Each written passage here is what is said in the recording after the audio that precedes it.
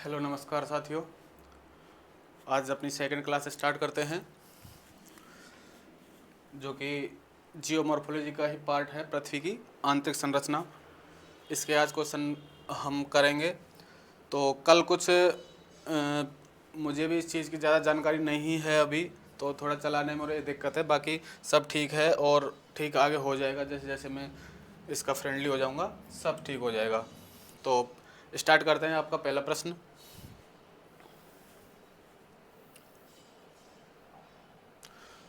तो पहला क्वेश्चन है, पृथ्वी के आंतरिक भाग में ऊष्मा जनन का मुख्य कारण क्या है। यानी कि पृथ्वी के आंतरिक भाग में ऊष्मा कहाँ से उत्पन्न होती है। ठीक है, तो आंतरिक भाग में ऊष्मा जनन,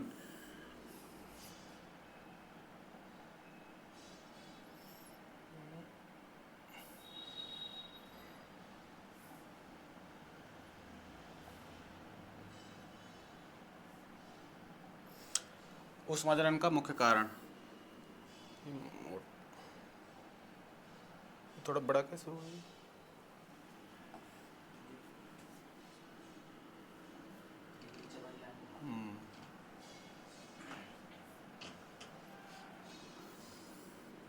ऊष्मा जनन का मुख्य कारण क्या है। तो ऊष्मा जनन का मुख्य कारण है रेडियो सक्रिय पदार्थों तथा गुरुत्व बल के तापीय ऊर्जा में परिवर्तन से। यानी कि पृथ्वी के अंदर जो रेडियो तत्व पाए जाते हैं उनमें जो विखंडन होता है, उस विखंडन से जो ऊर्जा उत्पन्न होती है वही कारण है पृथ्वी में ऊष्मा जनन का, रेडियो सक्रिय पदार्थों तथा गुरुत्व बल के तापीय ऊर्जा में परिवर्तन होने से। तो इसका आंसर है ऑप्शन ए। तो ये हुआ आपका पहला क्वेश्चन।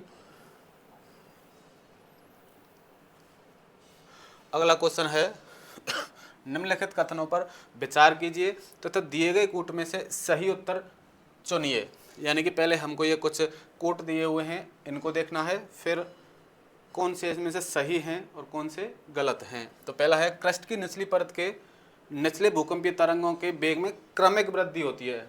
ठीक है, तो यानी कि क्रस्ट के जो निचली परत है उसमें भूकंपीय तरंग जो होती हैं, आपको पता होगा तरंगों के बारे में, पी एस और एल जो हैं भूकंपीय तरंगें, उनके वेग में क्रमिक वृद्धि होती है। यानी कि क्रमिक वृद्धि यहाँ पे नहीं होती है, तीव्र वृद्धि होती है। ठीक है, तो ये अपना पहला गलत है। अगला है, क्रस्ट की निचली परत की चट्टानों का औसत घनत्व क्रस्ट की ऊपरी परत से अधिक होता है। क्रस्ट की निचली परत की चट्टानों का औसत घनत्व ऊपरी परत की घनत्व से अधिक होता है। तो ये आपको पता होगा, हम जैसे जैसे पृथ्वी की गहराई में जाएंगे तो घनत्व में वृद्धि होती जाती है। तो ऊपरी परत से निचली परत का जो घनत्व है वो अधिक होगा। तो ये आपका पहला सही है, दूसरा सही है, पहला गलत है। फिर है तीसरा, पृथ्वी की बाह्य अंतरतम यानी कि कोर गलित या मोल्टन अवस्था में है। ठीक है, तो पृथ्वी की इस प्रकार से पृथ्वी को देखते हैं, तीन परत हैं, क्रस्ट, मेंटल और कोर। ये भी दो दो पार्टों में बटी हुई है।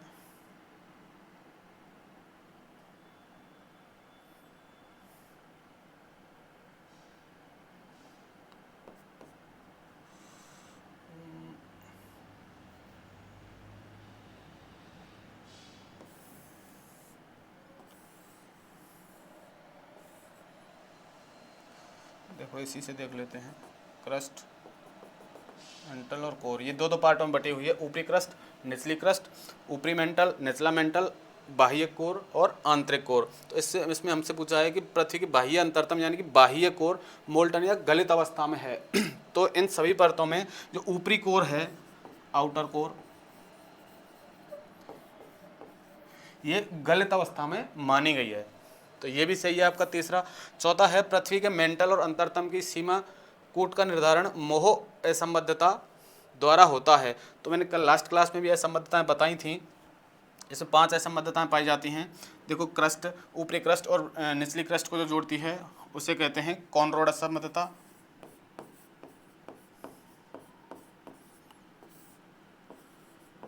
और क्रस्ट और मेंटल को जो जोड़ती है उसे कहते हैं मोह असंबद्धता।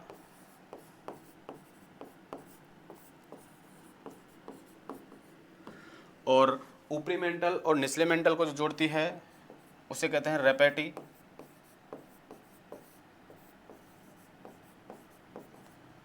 और मेंटल और कोर को जो जोड़ती है उसे कहते हैं गुटेनबर्ग,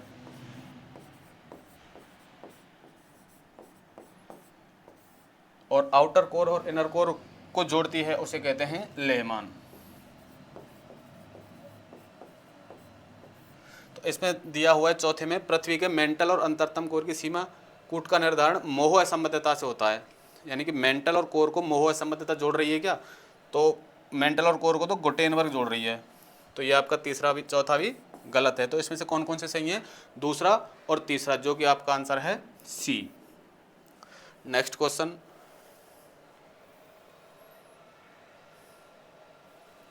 पृथ्वी के अंतरतम केंद्रीय भाग की भौतिक अवस्था है। पृथ्वी के अंतरतम केंद्रीय भाग की भौतिक अवस्था क्या है। जैसा कि मैंने अभी बताया था, पृथ्वी की आंतरिक संरचना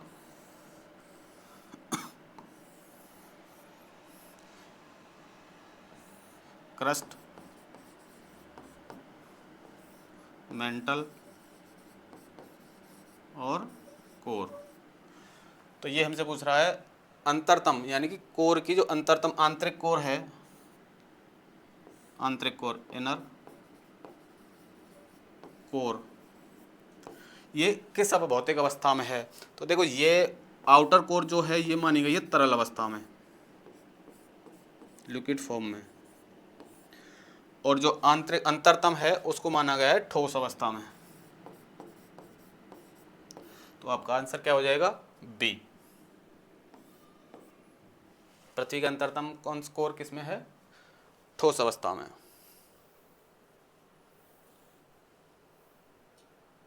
निम्नलिखित में से कौन सा स्थल मंडल को वर्णित करता है, यानी कि हमारा जो स्थल मंडल है वो इनमें से किस किस से मिलकर बना हुआ है। तो ऊपर पहला है ऊपरी व निचला मेंटल, जो मेंटल तो मध्यवर्ती भाग है,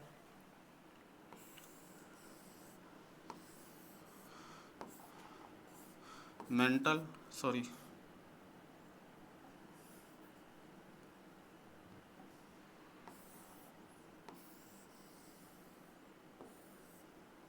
ये क्रस्ट, मेंटल और कोर। तो स्थल मंडल है आपका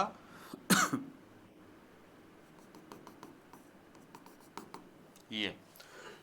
तो ऊपरी मेंटल व निचला मेंटल से नहीं बना हुआ है, क्योंकि मेंटल तो मध्यवर्ती भाग है। दूसरा है भूपटल व क्रोड़, तो भूपटल आपका ये है और क्रोड़ आपका आंतरिक भाग है, तो ये भी नहीं है। भूपटल और ऊपरी मेंटल, तो ये आपका भूपटल हो गया, और मेंटल का कुछ ऊपरी भाग इसमें शामिल है जो आपके स्थल मंडल को बनाता है, जैसे हम लिथोस्फीयर भी कहते हैं, जो कि अर्ध तरल अवस्था में माना गया है।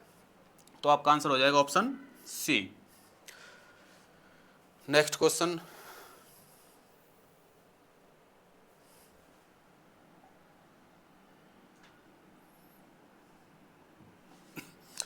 पृथ्वी की निफे परत में किन तत्वों की प्रधानता है। देखो, पृथ्वी की परतों को दो तरीके से हम बांट सकते हैं, कई तरीके हैं लेकिन मेनली हम दो पढ़ते हैं, जो कि एक तो एडवर्ड स्वेस ने बांटा हुआ है 3 परतों में। ये एडवर्ड स्वेस का वर्गीकरण है।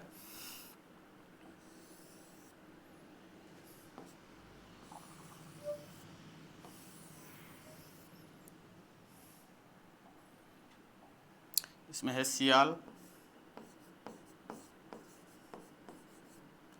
दूसरी है सिमा, तीसरी है नेफे। 3 परतों में बांटा है एडवर्ड स्वेस ने। देखो, सियाल जो परत है इसमें सिलिका और एल्यूमिनियम की प्रधानता होती है, ठीक है। दूसरी जो परत है सिमा, इसमें सिलिका और मैग्नीशियम की प्रधानता होती है, और नेफे जो है इसमें निकेल और फेरस यानी कि लोहा की प्रधानता होती है। ये तीनों परतें हैं जो कि एडवर्ड स्वेस ने वर्गीकरण किया है। अब आपका क्वेश्चन किसके बारे में पूछा है, नेफे। तो नेफे किस किस से मिलकर बनी है, निकेल और लोहा। आंसर देख लेते हैं। आपका डी ऑप्शन सही है, निकेल और लोहा। नेक्स्ट क्वेश्चन, पृथ्वी के अभ्यंतर के बारे में सबसे सटीक प्रमाण मिलता है, यानी कि पृथ्वी की जो आंतरिक संरचना के बारे में हम अध्ययन करते हैं उसमें सबसे सटीक प्रमाण हमें किस आधार पे मिलता है। कई प्रकार के प्रमाण पढ़ेंगे हम, जैसे ये टॉपिक हम करेंगे, उसमें अप्रत्यक्ष हैं, कुछ प्रत्यक्ष हैं, उन प्रमाणों के आधार पे हम इस पृथ्वी को वर्णन करते हैं।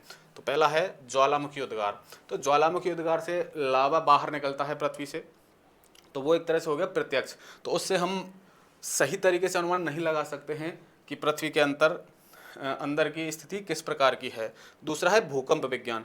भूकंप विज्ञान जो है, इससे हमें सटीक जानकारी प्राप्त होती है पृथ्वी के अभ्यंतर की, क्योंकि भूकंप विज्ञान में हम भूकंप की तीन तरंगों का अध्ययन करते हैं, पी, एस और एल। पी जो तरंग है, ये तीनों में यानी कि ठोस, तरल और वायु, इन तीनों में गति करती है आपकी पी तरंग। एस तरंग जो है, जैसे ही तरल में पहुंचती है इसकी गति में अंतर हो जाता है, यानी गति में परिवर्तन हो जाता है, धीरे धीरे इसकी गति कम हो जाती है। और एल ये लॉन्ग वेव है, जो कि ऊपर आके इनके विघटन से बनती है। तो इन तरंगों से हमें पता चलता है कि पृथ्वी में कहाँ पे तो तरल है, कौन सा स्थान तरल है और कौन सा ठोस है। तो ये हमें सटीक जानकारी मिलती है भूकंप विज्ञान के अध्ययन से। तो इसका आंसर हो जाएगा आपका बी।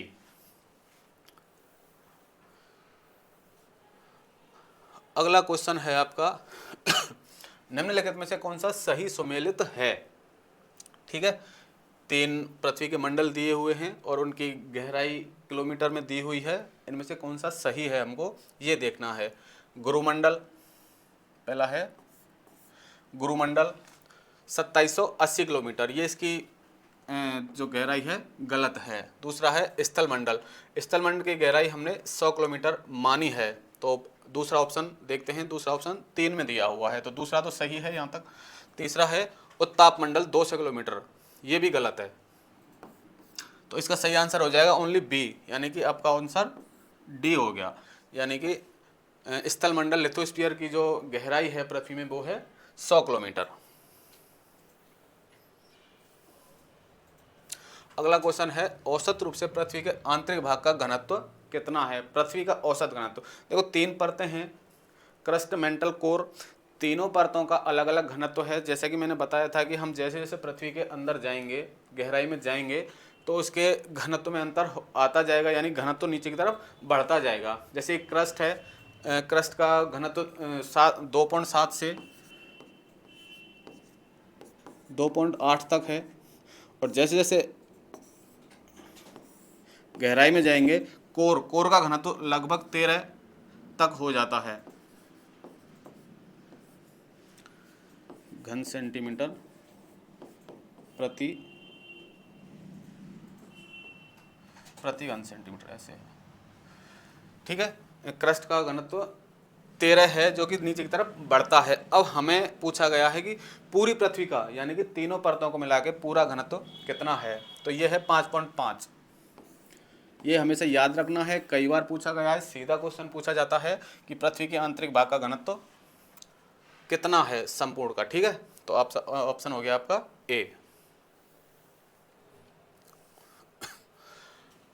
अगला क्वेश्चन है विचार्ड गुटेनबर्ग असंबद्धता निम्नलिखित में से किसके बीच स्थित है। जैसा मैंने अभी बताया था, असंबद्धताओं को बनाकर एक बार और देख लेते हैं। ये पृथ्वी है आपकी, पृथ्वी का आंतरिक भाग, 3 परतें हैं, क्रस्ट, मेंटल और कोर।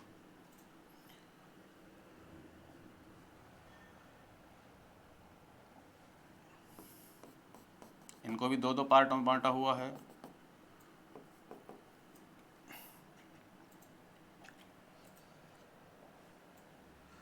ऊपरी क्रस्ट,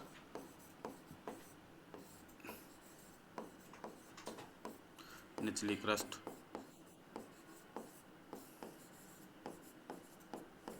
ऊपरी मेंटल,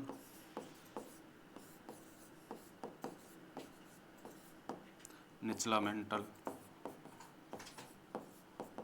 ठीक है, ऊपरी या बाह्य कोर कह सकते हैं, ऊपरी कोर, और ये निचला कोर या इनर कोर। इसमें असंबद्धताएं हैं, उन असंबद्धताओं को मैं कई बार बता भी चुका हूँ, और ये ध्यान रखने के लिए भी हैं क्योंकि हर बार इनसे क्वेश्चन पूछा जाता है। कॉनरोड,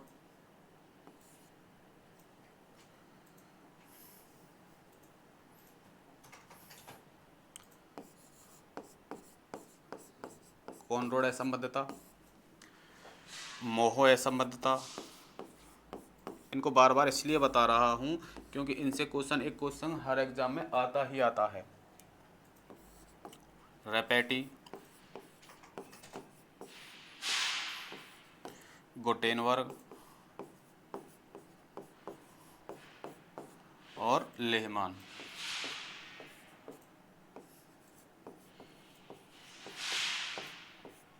ठीक है, तो पूछा क्या है हमसे, गुटेनबर्ग असंबद्धता बारे में। तो गुटेनबर्ग असंबद्धता किस किस को जोड़ रही है, निचला मेंटल और ऊपरी क्रोड को।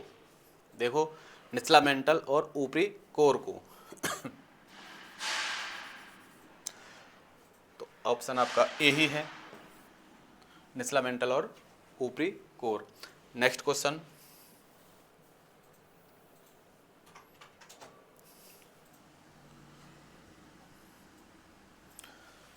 पृथ्वी के ऊपरी कोर एवं निचले कोर के मध्य अवस्थित असंबद्धता। ऊपरी कोर और निचले कोर के मध्य अवस्थित असंबद्धता। लास्ट क्वेश्चन में ही बनाया है मैंने, यहीं पे देख लेते हैं ऊपरी कोर और निचले कोर के बारे में। देखो, ऊपरी कोर और निचले कोर को कौन सी असंबद्धता जोड़ रही है, लेहमान असंबद्धता। तो वहाँ पे देख लेते हैं लेहमान असंबद्धता है क्या ऑप्शन में, लेहमान ऑप्शन ए। ठीक है, ऑप्शन ए ही आपका सही हो जाएगा, लेहमान असंबद्धता। अगला क्वेश्चन है, लेहमान असंबद्धता के बीच सीमा बनाती है। सीधा वही क्वेश्चन है, बस क्वेश्चन को उल्टा करके आपके सामने रख दिया गया है। लेहमान अभी देखा था आपने, मेंटल और कोर, आंतरिक कोर या बाह्य कोर, ये है लास्ट है, ये आंतरिक कोर या बाह्य कोर। ये आपको बार बार देखने हैं और याद करने हैं। अगला क्वेश्चन है, पृथ्वी की आंतरिक संरचना के बारे में निम्नलिखित में से कौन सा कथन असत्य है। यानी कि पृथ्वी की आंतरिक संरचना के बारे में इनमें से कौन सा कथन है जो कि असत्य है, गलत है। पहला है एस्थेनोस्फीयर, ये एस्थेनोस्फीयर है। ठीक है,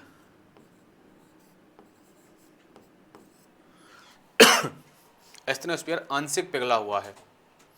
जैसा कि मैंने अभी बताया था कि एस्थेनोस्फीयर क्रस्ट और ऊपरी मेंटल से मिलकर बना हुआ है। मेंटल का ऊपरी जो कुछ भाग है वो तरल अर्ध तरल अवस्था में है, जिसे हम लिथोस्फीयर भी कहते हैं। तो ये आपका पहला सही है कि आंशिक पिघला हुआ है।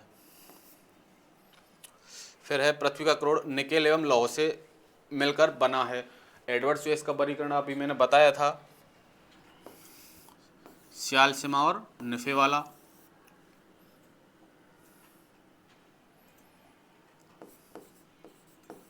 सियाल, सीमा और निफे। तो ये किसकी बात कर रहा है, पृथ्वी का क्रोड। तो निफे यानी कि लोहा और निकेल से मिलकर बना हुआ है, ये भी सही है। अगला है, पृथ्वी का भूपृष्ठ अधिकांशतः मैग्नीशियम से निर्मित है। पृथ्वी का भूपृष्ठ अधिकांश है मैग्नीशियम से नहीं, अधिकतर भाग इसमें ऑक्सीजन है।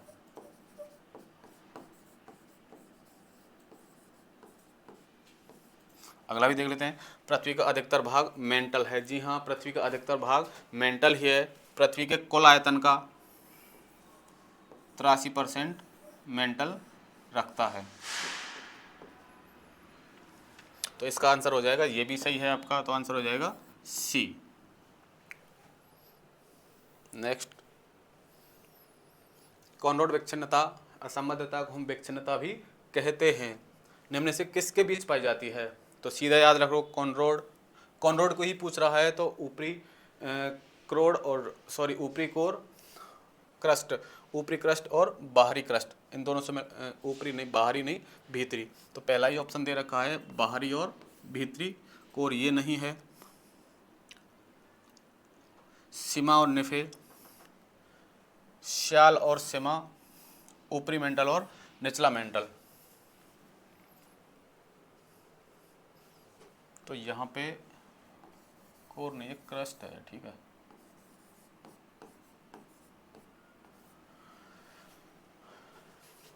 ऑप्शन हो जाएगा आपका ए, बाहरी और भीतरी क्रस्ट को जोड़ती है आपकी कॉनरोड असंबद्धता।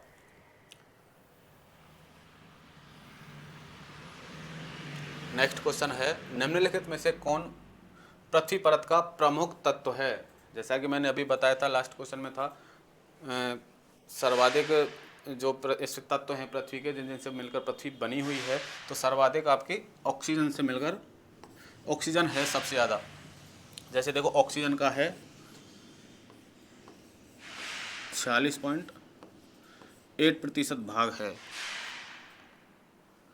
सिलिकॉन का है 27.7% भाग है, और एल्यूमिनियम का है लगभग 8% है, और लोहे का है लगभग 5%। तो इस प्रकार चार तत्व हैं ये, जो पृथ्वी के परत में, पृथ्वी की संरचना में मिलते हैं, इनसे मिलकर पृथ्वी बनी हुई है। तो सर्वाधिक ऑक्सीजन का है, उसके बाद सिलिकॉन का है, उसके बाद एल्यूमिनियम का है, फिर लोहे का है।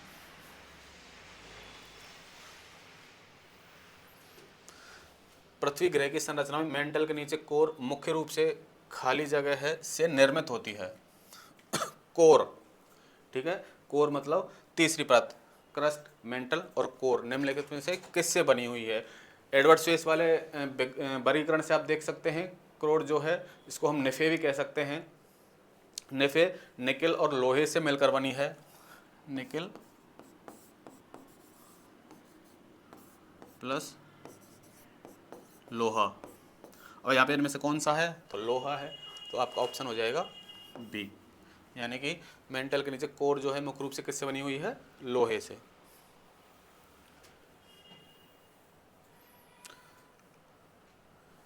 भूपर्पटी के निर्माण में सिलिकॉन की मात्रा निम्नलिखित प्रतिशतों में कौन सा है? लास्ट क्वेश्चन मैंने बताया है कितना कितना है, तो उसमें कितना था?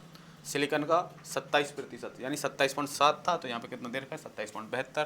तो आपका ऑप्शन हो जाएगा बी, ऑक्सीजन, सिलिकॉन, एल्यूमिनियम और लोहा, ठीक है, इनसे मिलकर बनी हुई है आपकी पृथ्वी। अगला है, मेंटल के ऊपरी भाग जिसके ऊपर पृथ्वी की परपटी प्लवन करती है, यानी कि तैरती है, ठीक है। तो क्रस्ट और ऊपरी मेंटल से मिलकर बना हुआ है आपका लिथोस्फीयर, जो कि अर्ध तरल अवस्था में है, और वो अर्ध तरल है तो उसके ऊपर का भाग उसके ऊपर तैरता है। तो इसमें से कौन सा है आपका? एस्थेनोस्फीयर, जिसको हम एस्थेनोस्फीयर भी कहते हैं, यानी कि परपटी एस्थेनोस्फीयर पर प्लवन करती है।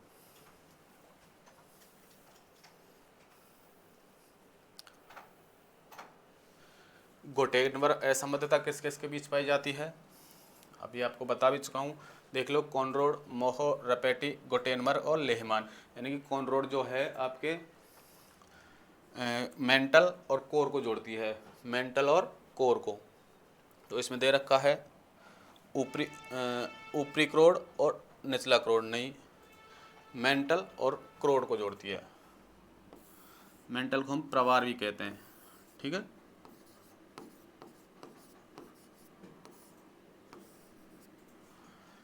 गुटेनबर्ग असंबद्धता किस किस को जोड़ती है? मेंटल और क्रोड। भूमि के अंदर जाने पर औसत कितनी गहराई पर 1 सेंटीग्रेड तापमान की वृद्धि होती है? यानी कि जैसे जैसे हम पृथ्वी के अंदर जाएंगे तो घनत्व भी बढ़ता है और तापमान में भी वृद्धि होती है। उसकी दर क्या है? तो उसकी दर है 32 मीटर। यदि हम अंदर जाएंगे तो 1 डिग्री सेंटीग्रेड तापमान बढ़ जाएगा। डिग्री सेंटीग्रेड तापमान में वृद्धि हो जाएगी। तो ऑप्शन आपका ए हो जाएगा।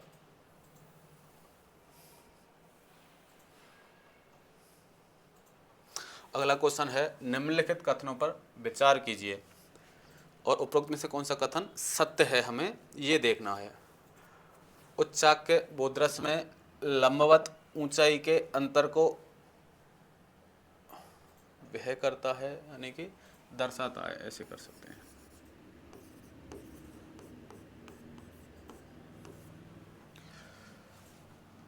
तो उच्चावच हैं वो भूदृश्य में लंबवत ऊंचाई के अंतर को दर्शाते हैं, यानी पृथ्वी के ऊपर उच्चावच हैं वो लंबवत ऊंचाई को दर्शाते हैं। सही है।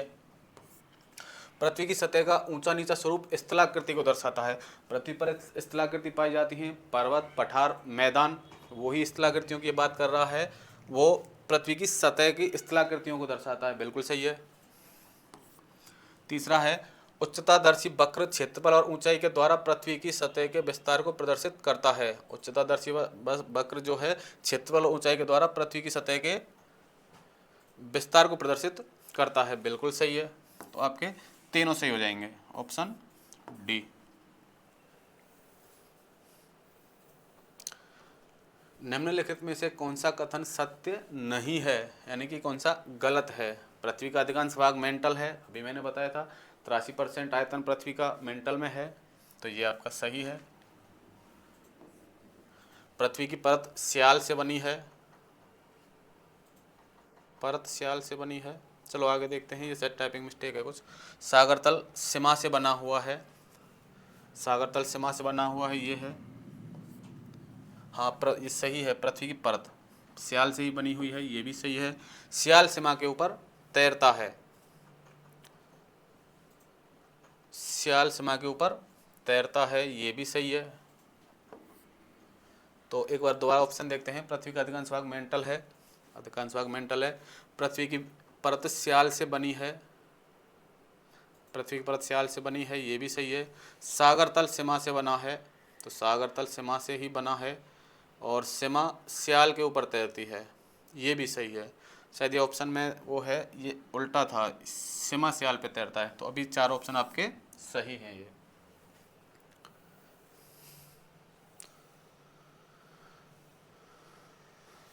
तरल अवस्था में निकेल और लोहे से बनी पृथ्वी की सबसे भारी और सबसे आंतरिक परत को क्या कहते हैं। यानी तरल अवस्था में निकेल और लोहे से बनी, अभी मैंने 13 परतें आपको बताई थी। स्वेस का जो वर्गीकरण है स्याल सीमा निफे, इसमें कह रहा है तरल अवस्था में है। स्वेस ने निफे को तरल अवस्था में माना है, वो अभिनव मत है क्रस्टमेंटल कोर वाला, उसमें आउटर कोर को तरल अवस्था में माना गया है। और ये जो एडवर्ड स्वेस का वर्गीकरण है, इसमें स्याल सीमा निफे 3 परतें हैं, इसमें निफे को तरल अवस्था में माना गया है। बाहरी और सबसे आंतरिक परत, और सबसे आंतरिक परत भी आपकी क्या है, निफे। तो आपका ऑप्शन हो जाएगा डी सही। अगला है, पृथ्वी की कौन सी परत में मुख्य रूप से लोहे और मैग्नीशियम के सिलिकेट पाए जाते हैं या होते हैं। स्याल सीमा निफे, वही एडवर्ड स्वेस का वर्गीकरण। तो क्या कौन कौन से, लोहे और मैग्नीशियम। तो अच्छा, ये ऐसे दे रखा है मेंटल प्रॉपर्टी, तो आप उसके हिसाब से ही देख सकते हैं। सियाल में सिलिका प्लस मैग्नीशियम से मिलकर बनती है स्याल। सीमा सिलिका प्लस मैग्नीशियम से मिलकर बनती है। और निफे जो है लोहे और निकल से मिलकर बनती है। तो इसमें मेंटल है, तो मेंटल का मतलब हम सीमा से ले सकते हैं, या सॉरी सीमा से ले सकते हैं, तो सिलिका और मैग्नीशियम से मिलकर बनती है। परपटी जो है यानी कि सियाल, उसमें सिलिका और मैग्नीशियम पाया जाता है। और निफे जो है उसमें लोहा और निकल पाया जाता है। तो या मेंटल की अगर बात करें तो मेंटल भी नहीं होगा, लोहे और मैग्नीशियम। और इसमें ऊपरी कोर हो सकता है, क्योंकि 2 दे रखे हैं। निफे में हम 2 परत अगर करेंगे तो ऊपरी कोर और निचला कोर, ऊपर मैग्नीशियम और नीचे लोहा, इनसे मिलकर बनेगी आपकी ऊपरी कोर। आपका आंसर हो जाएगा ऊपरी core C. National Geographic Society के अनुसार मेंटल की मोटाई कितनी है, यानी कि मेंटल परत की मोटाई कितनी है। तो एक बार इनकी गहराई देख लेते हैं।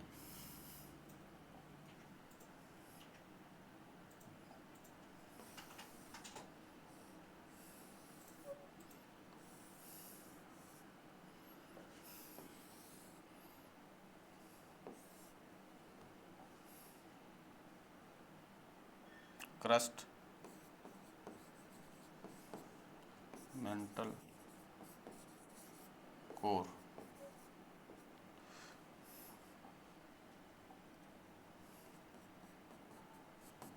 ये इनके बीच की असंबद्धताएं हैं।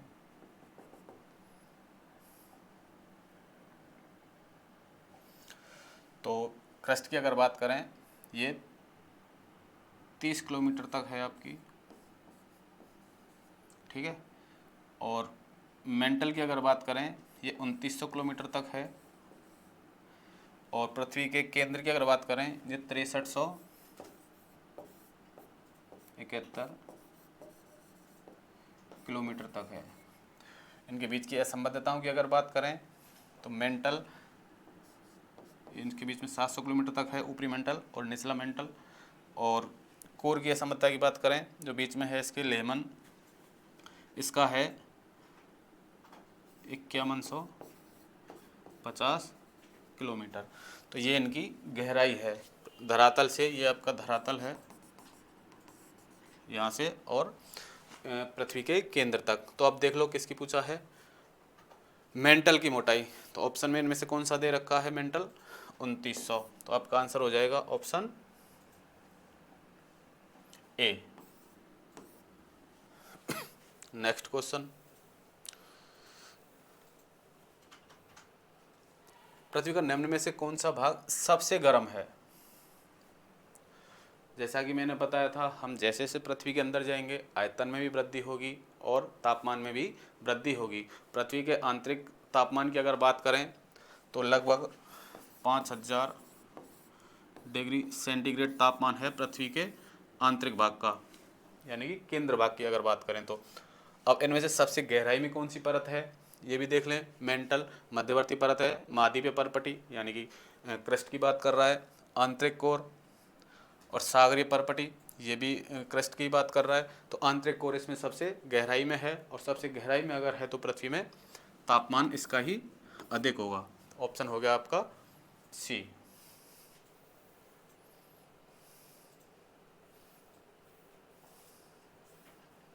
ट्वेंटी 25 ही क्वेश्चन थे,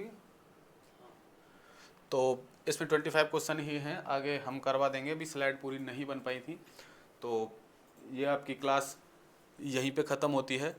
और यदि आपको हमारी क्लासें उपयोगी लग रही हैं या ऐसा लग रहा है कि हमारे काम आ सकती हैं, तो हमें थोड़ा सपोर्ट करें, लाइक कमेंट शेयर ज़रूर करें और चैनल को सब्सक्राइब करके जाएं। Thank you.